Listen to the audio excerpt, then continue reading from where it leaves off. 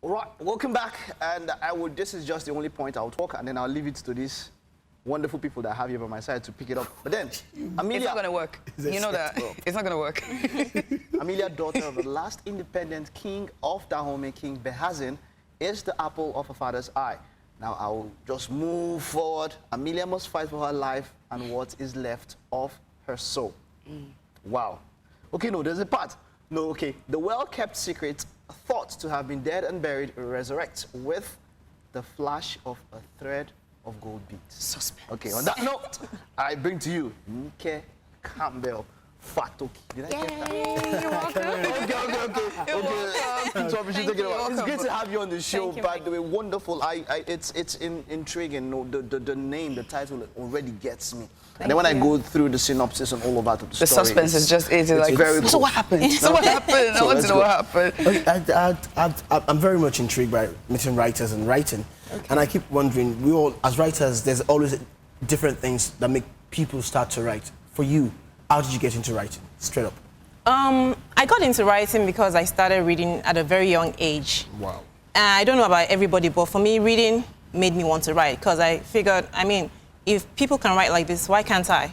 So that's what propelled me to start writing my own little stories. Yeah, so that's how I started. Story. Yeah. But talking about thread gold of beads now, thread of gold beads. I see the synopsis and I think about it. This is a typical story of Africa, as in it transcends from just the individual story to the story of many people. How did you come about this fictional character? I was inspired by stories that my grandmother told me growing up. Her grandmother also came from the kingdom of Dahomey, and she had fled the country during the war, the French-Dahomey War. And she had told me that story when I was less than 10 years old. And I was intrigued, first of all, with the fact that I realized that I'm not totally Nigerian. That was exotic to me, number one. That I had blood from somewhere else. Okay. And just the story of why would a princess of the kingdom flee her family? How did she feel? I mean, what are the things that she could have encountered? And so I had those feelings and those questions coming to mind, and I started doing the research, not immediately when I was 9 years old, but when I was much older, when I was living in the States. I started to do my research, and I got so much information from my research that I was like, I need to tell this story. You wrote this while abroad, right? Yes. So how does it work for you, putting all of that history, all of that fact, putting it and compressing it into fiction? How much of your own creativity went into that particular work? A lot. You know, it's historical fiction, so it's really fiction. The basis was the history. Most of everything else, 70% of it was fiction. So I loved that. I was able to play around with the characters. I mean, the locations were real, but the characters, oh my goodness, I just loved molding them into... I felt like a little creator. So that's the fun of being a writer. You can create your own space, create your own world, and but you have to make it believable for people to pick it up. There's something I notice about writers that I find very intriguing. Do you speak your lines? Do you become your characters? While you're writing, do you start to talk to yourself while you're writing? That's something I find very fascinating. You dream about them. Writer's perspective. You dream about them. You become them. Okay. Yes. Okay. Because you are looking at things from different perspectives. Yes. Okay. So you have to become your characters as you write. I have a friend, I don't like him to write anytime I'm around. It talks, and then he goes and goes and goes on, and then like, I have slapped you. Do you also do that? I don't. She doesn't do that. No, why would she do that? That's a dash of madness somewhere. Everybody has a dash of madness. Yeah, but some people are extra. I can't. Just a dash of it. Tell us about yours. I don't. Okay, the good side of it. The good side of it. I can't. You want to investigate. You have to ask the people close to me, because I wouldn't think it's madness, but then a dash of madness, but they might think so. I think I'm perfect. Okay. But you are that blend of, when they look at people who are science inclined and arts inclined and all that, but when you get a writer, it's like a combination of everything. So because of that respect, I wanted to, there's a way you can confirm someone's madness. They say there's a button. There are different kinds of buttons in your body. There's blue button, there's red. They say, we don't talk about button, you see my real color. So which one did you want to press? No, but with all, definitely, there must have been times when someone come and tell you, this point, this time, when you do this thing, they will definitely, just give us some hint. When is that point, when the green hawk comes out? See, here's my thing. I'm obsessive about something. If I put something in a certain place, I know exactly what it's going to be. Get what if it's moved, you feel like trees somebody. I know it's been little bit moved. tilted. Okay, now I'm scared because this happened at work, and this is how I realized that, Nika, there's something a little bit off with you. Whoa. I left work really late, and I put my things in a certain way. I came back first thing the next day. I asked my friend, Lenore, she knows herself if she's watching this. I asked her, who was in my office? I left late. Who came here and, messed up with my... She was like, oh my God, you are obsessive. My friend was here, waiting for me while I came in early, and she was here, and she's the one that kind of like sat in your office. I was like, aha! I knew it! Wow, but you're pretty intense. That means you like things being very orderly. Orderly, yes. Wow, that's wonderful. So talking about your foundation, the new foundation, Our Paths to Greatness Inc., Yes. and connection with the book, did the story birth the foundation, the non-NGO, or did you have the NGO in your mind and you're like, okay, this is a right time to bring the book? I think God orders our steps in life. I mean, things happen to us and we're like, oh, why did this happen? And you realize when you look back that it was being orchestrated not by you, but by a higher being. That's God. I mean, a few years ago, I wouldn't even have thought I would write a book, stage a play, or found an organization. Whoa. But everything comes from the same source. When you have a goal or an idea, everything you do, in a way, whatever you want to call it, it kind of like comes together somehow. So my writing the story was a way of telling the African story. We have to start telling our stories. There is an adage, there is a phrase that goes, I'm just going to paraphrase it, that says that until the lion starts telling his stories, the hunter remains the hero. Okay. Deep. That's very So deep. for many years, other people have been telling our African stories. They've been telling us how things were. Okay, Mary Slessor came to Nigeria. Who told that story? It was from their point of view. Mongo How Park about discovered River Niger. Niger. who discovered? It's always, I mean, our history, we read it from other people's points of view. Exactly. So when I was writing Thread of Gold Beads, I'm like, okay, I'm sure there were a lot of historical fiction novels, but how many have been told by our people? Have we sat down to ask our grandfathers, our great-grandfathers, how these things happened?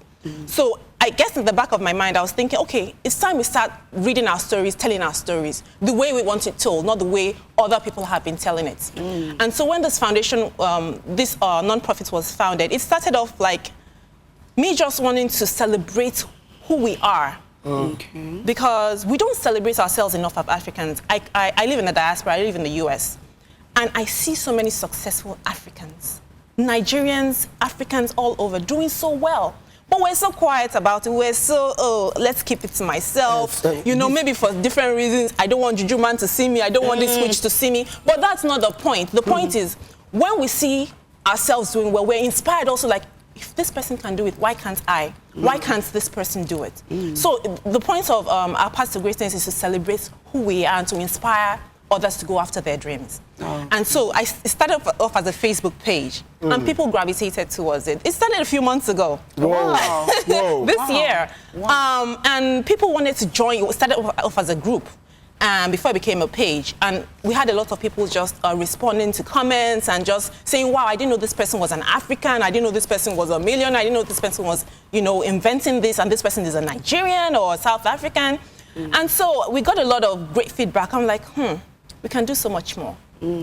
We can search for grants to support education, leadership training, community projects all over Africa, and Africans in the diaspora, because there's some that still need help. Okay. So it became a non-profit last month. I am so excited. So what does that mean? It means a lot. Yes, of we course. can get grants and help Africans in the African communities all over the world. We can do so many things just to bring up ourselves. Okay. And so we can continue to tell our stories. When you talk about help, is it like, okay, maybe the Africans, they're stuck there, you can give them funds for, you have to specify what kind of help very do you good. plan to offer? We're not about to start feeding people. We're about to teach them how to fish.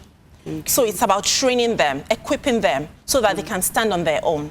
And education is one way of doing that, where we can source for grants in whatever field, in technology, whatever field you are interested in, arts and culture, fostering that as well, and making people understand culturally who we are, and just bridging that gap of understanding. So we're just equipping people to be better people and to, go after what they want. Yeah. Hearing you now, you could go on and on and on. I could see the excitement in your face.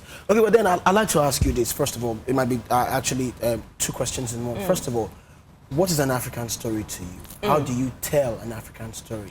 You pick up a piece of literature here, pick up a piece of literature there, and they say it's an African story. And if you're very versed with writing or reading, you find out that yes, it has some African names, but it's not really African. 1.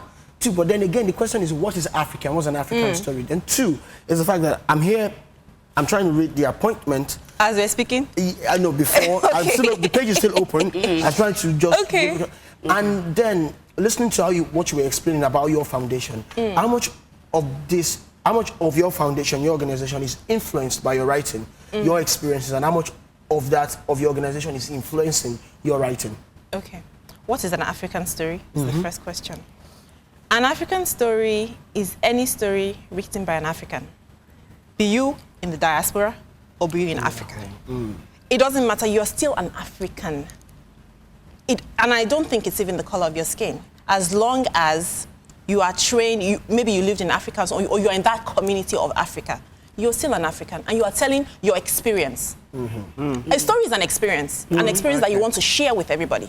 And that's what I believe an African story is. Okay, thank you very much, ma'am. How do people get in touch with you to keep up to date with what you're doing? Join the social group. media and all of that. Oh, okay, I have a lot. I mean, my friends are like, you're all over this. I'm like, I have to be all over the place. Please, Exactly. people, this is how We need to find our this is how roots. you influence people positively. Social media can also be positive. So I'm on Facebook. I'm Nike Campbell-Fatoki on Facebook. I'm on Twitter. No, you Nike, have to spell it out. You have to spell it out. Nike as in Nike. Campbell. Campbell, Campbellfatoki. Okay. And on Twitter, it's Nike C. Fatoki. Okay. Instagram is my full name again, Nike Campbell-Fatoki. Okay. Okay. Okay, I hugged her perfect. one last time. Ifemi flogged his arms around her and quickly went back into the arms of Dosu. Madame Titilayo held her arms out and Dosu hugged her. Thank you, Mama. Thank you, he said. Go now. God go with you. God keep you. She called to us, tears streaming down her face. The whistle sounded again, and we ran toward the ferry, not looking back. We have Suspense. come to the end of the breakfast show today. Thank you very much. Thank It was you, great talking guys. to you. It was great Wonderful. talking Same to you. here. Thank you All so right. much. I'm looking, is this ours? Oh, Yes, mine. Yeah, it's going to be in It Nigeria is. very soon. And that's going to be play also. play, yeah. Okay, so looking Yes. forward to that. All right, it's been great having you on the show. Thank you very Thank you much. so much. We'll see you guys tomorrow, FFF. It's going to be a great show. Don't miss it. Thank you for all the comments on social media, by the way. Thank you. And a number of you said that lady was not sexy, so they agree with you. She's not. Have a wonderful day. Thank you. Bye-bye. Bye. Thank you very much. Thank you.